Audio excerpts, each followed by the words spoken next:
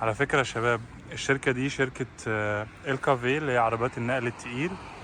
فبتحتاج ناس، لو أي حد بيعرف يسوق نقل تقيل بس لازم يجي يعمل أوس بيلدونج، فممكن يقدم لهم. هما بيحتاجوا سنويا ناس تعمل أوس بيلدونج عندهم.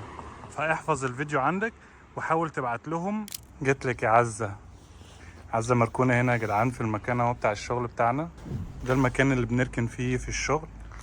ده مكان مخصص بس للعجل والسكوتر، والبارك ده كله كده للعربيات. يعني البارك اصلا كبير جدا، ولسه في بارك ورا. تعالى اما اخدكم هناك.